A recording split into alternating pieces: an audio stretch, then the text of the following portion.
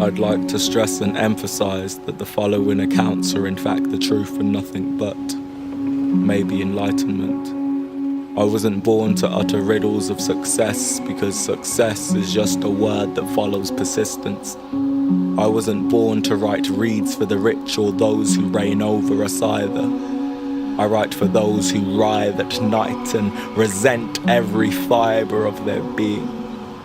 At times I often believe that the umbilical cord is in fact a noose. Abortion is where a baby hangs itself. There was a moment where I had lust for the aspect of time, dreaming of the day where I could travel back and prevent my birth, like I explained in the beginning. I will speak tales of truth. This is a tale about a teen who wished to be aborted. I suffer too. Currently sitting on a train with 33 pence to my name, it was on this very chair that I decided to finally write a book. My parents have said that I've always possessed the gift of writing, sometimes a curse. But like yourself maybe, and many others, the spirit of procrastination, excuses had me shackled and bound by violent chains. I never believed that I was a good writer, I'm still not quite sure. The problem I had was always writing whilst tying in an experience from the present. However, the present is every moment, forever changing. This meant I would never be able to finish a book. Understanding my flaws and errors, I decided to hone into some honesty and write this book in one go. Just a gentle reminder though, I'm still on the train, journeying somewhere. So from time to time I may highlight something that I see, incorporating it somehow. Who am I? I'm 19 years old, an entrepreneurial artist, which is a fancy way of saying that I'm decent at performing arts, I guess. This book isn't just for my struggling entrepreneurs though. I write for those who suffer. I suffer too. The train has just stopped somewhere. I have no clue where because I can't see the sign outside of the window. Damn set of stairs in my view. Funnily enough, this is just like life. We pass places we didn't intend to see on our travels, often ending up at lonely crossroads or mental dead ends. This doesn't indicate failure, but indicates adventure and enthusiasm, which should be encouraged. You may feel as if you're in a foreign land at present, even as a mindset, but continue the journey. Stay on the path wherever it leads. You will always be on the right path until you turn back, relapse. I used to measure my success based off how well those around me seem to be doing. I'm surrounded by a cousin who is signed to one of Europe's leading modeling agencies, friends with thousands of followers on social media and those with lavish lifestyles. On the other hand, I know a few bums, well just three. Apologies for the negative exposure, but their names are me, myself, and I. All jokes aside, I have a few friends dwelling within a similar dark space to ourselves. Let's get on to the topic of the arts. The train still isn't moving, by the way, literally and metaphorically.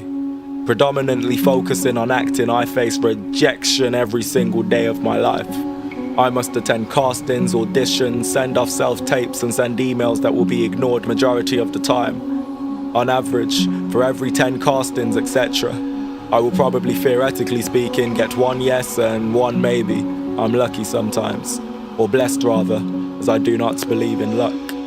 8 times out of 10 I will be turned down and lose out from a job. For the first few months I could somewhat desensitize myself, detach myself from feeling crap about not getting a job. This only worked well when the external factors in my life were all rosy, then boom, Dad got cancer. It wasn't so much of a boom though, more of a bang. I'd never heard the word cancer so loud and clear before. You often hear things in life. By things I mean words like cancer, failure, death, self-worth, and so forth. These words are just words, strangers you haven't yet met. But I met him. I met cancer. I looked him deep into the eyes, and for the very first time in my life I understood what it felt and meant to be human, vulnerable. Apologies if some of these accounts are not in chronological order though. I'm just trying to get this done. Looking out of the train window, the images that greet my eyes are subtle but soothing. My surroundings are in harmony with my present mind and consciousness. I can physically see where I'm going. As I approach the tunnel, I have no idea where I'm headed, dark, blind. I must rely on belief, faith. Tunnels are dark, you can't see a damn thing. This is exactly how I felt. Whether you believe in God or not is none of my business, but I trusted him with my life, my family, my friends, my art. I think that God is asleep when I pray, taking days off when I'm in times of need.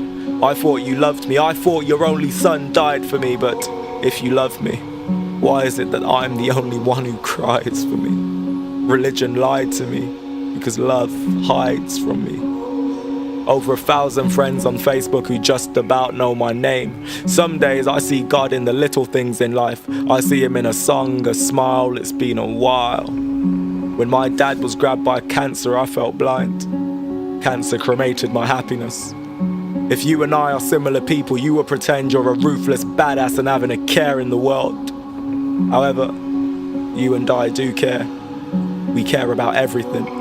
When we are feeling down, it's never down to one main problem. Our problems have intercourse in our minds, spreading mentally transmitted diseases and having children. I don't know what it is in your life that caused depression to blind you, but do not let it throw you off axis. Continue journeying. Dad, I love you so much, but I was prepared for your death. Forgive me for neglecting hope. My passion for life at that point had faded like ashes in the wind. Do you ever blame yourself for all the problems around you because it is you who is at the center of it all, on a conveyor belt of issues circulating round and round all days long? I blame myself for my dad's health, believing it was my responsibility to fix it with money. What an idiot I was. This is probably going to have to be pretty brief and vague for many reasons. I mixed with the wrong type of people who made thousands a day. I'm not at the discretion to expose or say, but it was a silly mistake. Silly is an understatement. It screwed me over big time. I remember thinking my family will be ecstatic if I'm the one to make loads of money. I wasn't very academic. I got home one day with thousands of pounds in my hodl bag. I remember the look on my parents' faces.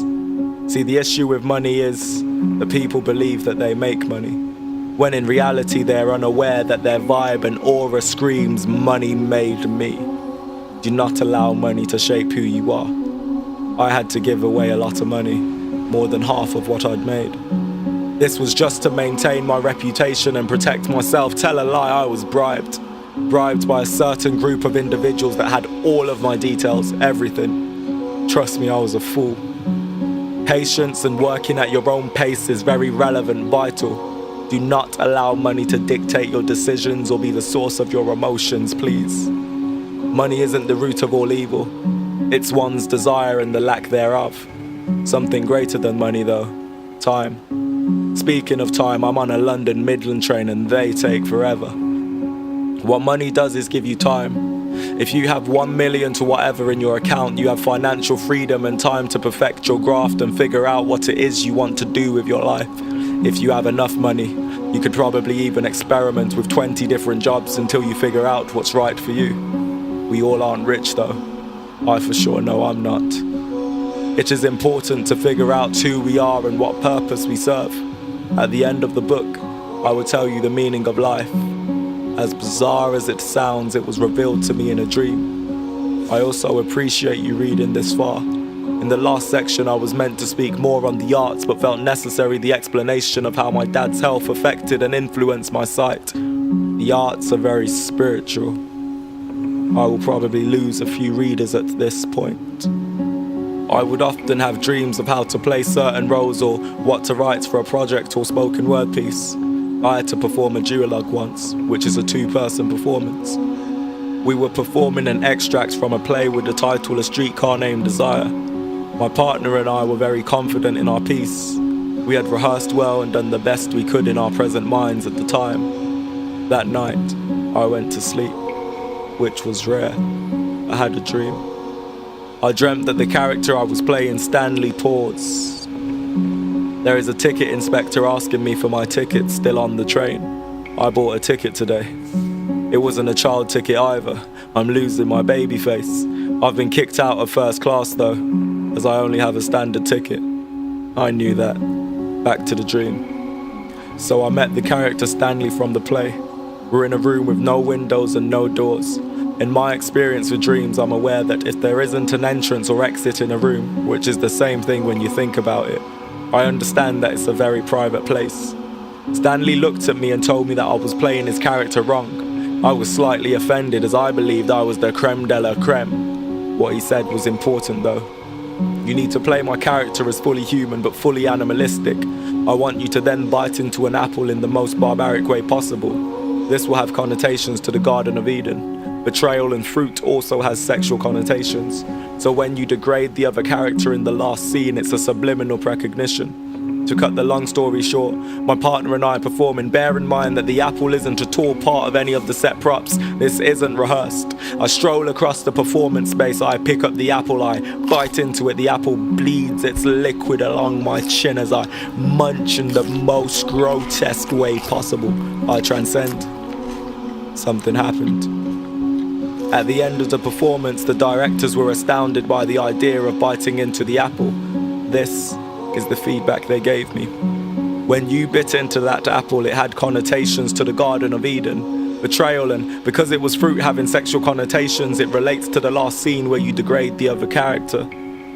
Almost word for word what Stanley had mentioned in my dream. I have had other artistic, spiritual experiences, as there is such a fine line between. Another time, I had read an incredible book and remembered a section within where a young child had a vision.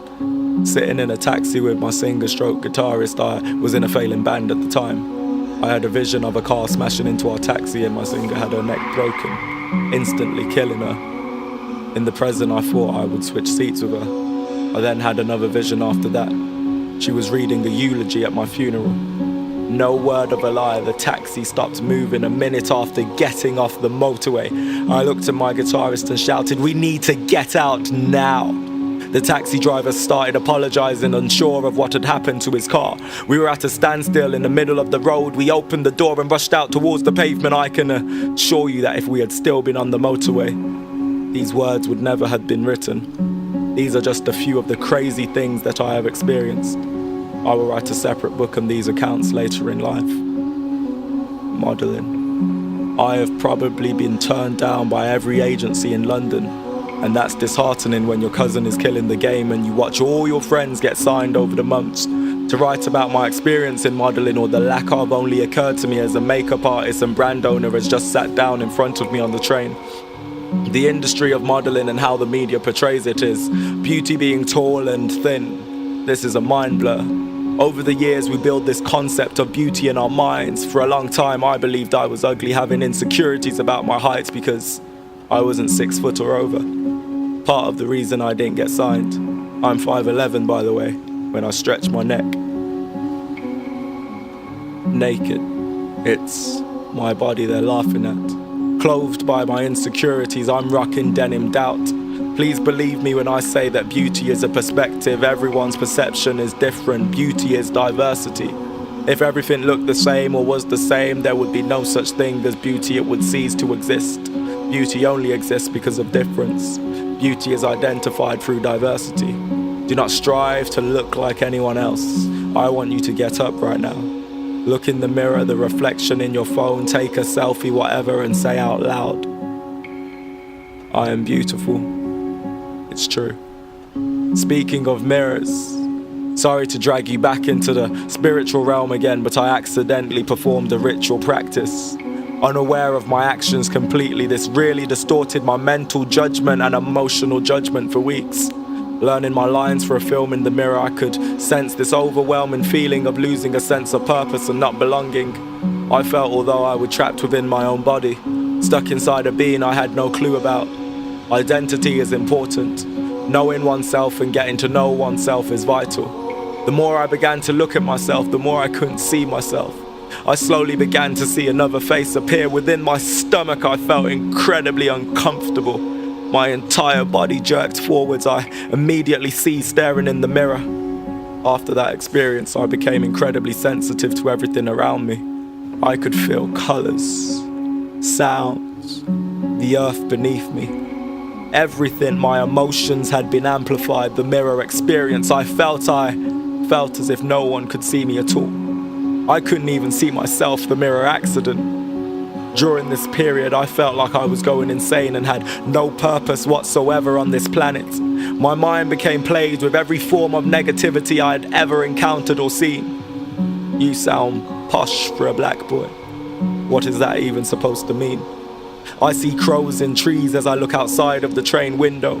What happens in tunnels when nobody or no soul is around? I feel like guilt sidemen. What have I done? Windmills, meadows, tunnel, black, trees, sky, fences, black, black, black. Maybe my pigment is related to my heart. I suffer too. Believe me, if you are crazy, then as am I. Your thoughts and feelings aren't alien to me. I want to give up all the time. Rallies of good and evil, we must contradict negativity. I don't want money, I don't want fame, I want longevity. There is a guy on the train peering at this woman's work. People are always watching all the time. People waiting to jump on the bandwagon, only connecting when you excel.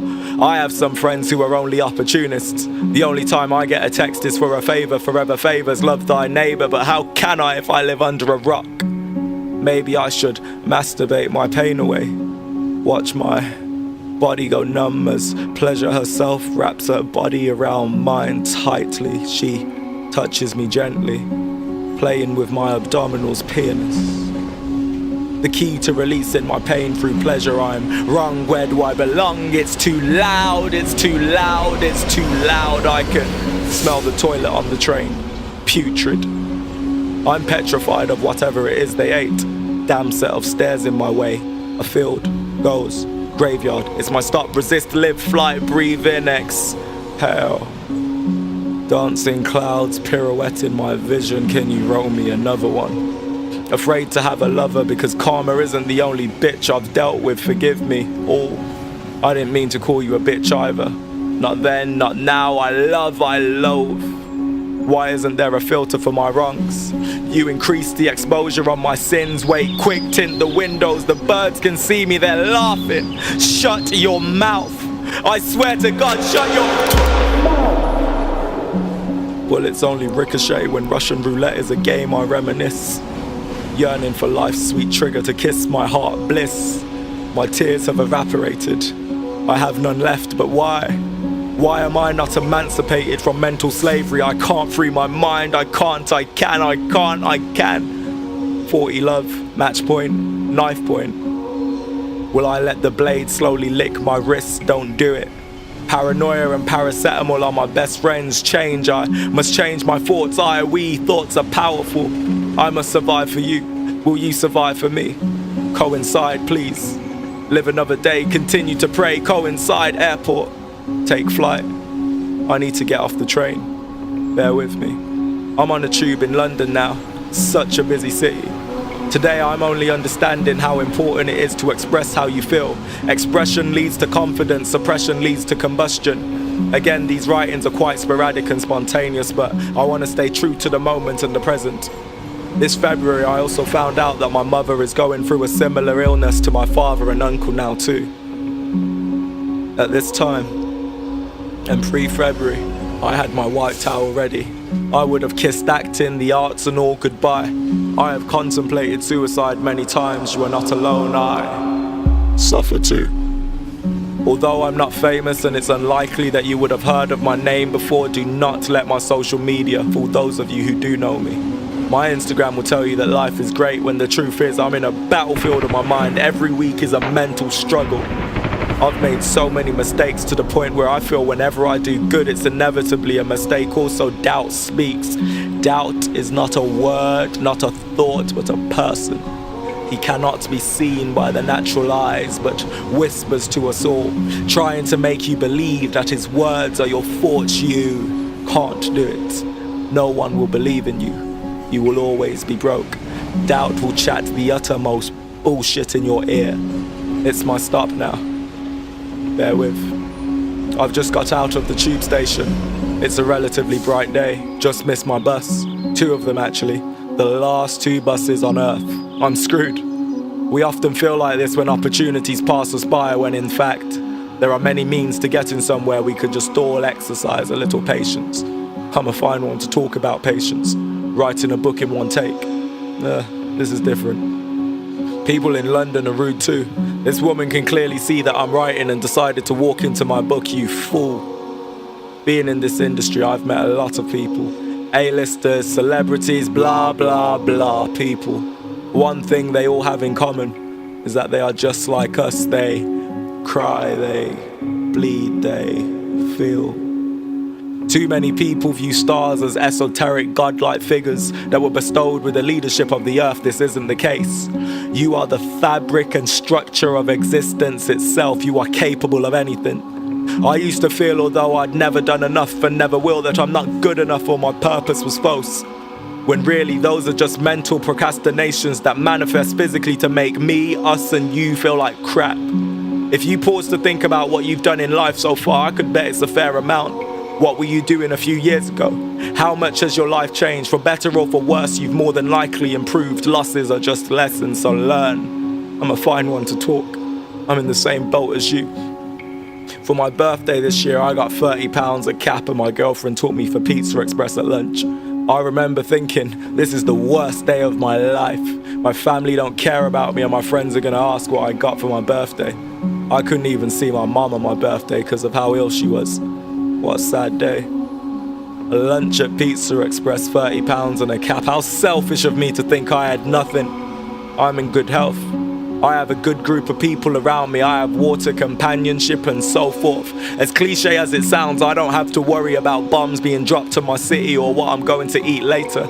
Even if I only have 33 pence in my bank account. There are actual people out there with nothing. Then we have the audacity to become infuriated when we don't have the latest phone or have left our chargers in our homes. Speaking of phones, my battery is dead and has been for the whole journey. I've broke into my cousin's garden and I'm waiting for someone to get back. Typical of me. Seriously though, appreciate what you have. And I don't mean the materialistic nonsense, but the little things, whatever that may be. Smoke-filled lungs, liver sunk in alcohol. I've tried many ways to combat my depression. Quit for a minute, relapse and relive it. Depressants drag me back, real regression. It kinda speaks for itself. I did a lot of things that weren't beneficial, seeking instant gratification to disguise and cover up how I was really feeling. This is how I have felt. I'm open. I feel like a flower planted in cement bearing petals that bees resent. I feel like nobody appreciates me or cares. Man up. I've let everyone down. I feel like diving into the bottom of the ocean and sinking for eternity alone. The mind is a dark place. The same way we conjure thoughts with such dark energy is the same way that we can manipulate thought matter and convert it into positivity. Change your thoughts, change your world. You are worthy. You deserve to be here. You're here on purpose. From this day forth, I promise to be patient and positive because then I will be prosperous. I promise to dedicate time to understanding myself, thus learning to love myself. I promise to excel in everything I set my mind to. I understand that depression is a seed and I will no longer water it. I am present. I am the present. I present. I pray you have a blessed day and understand that I am merely a man too. But before I finish, I would like to reveal what was said to me in a dream regarding the meaning of life, shedding some light on exactly what it is. The meaning of life is you.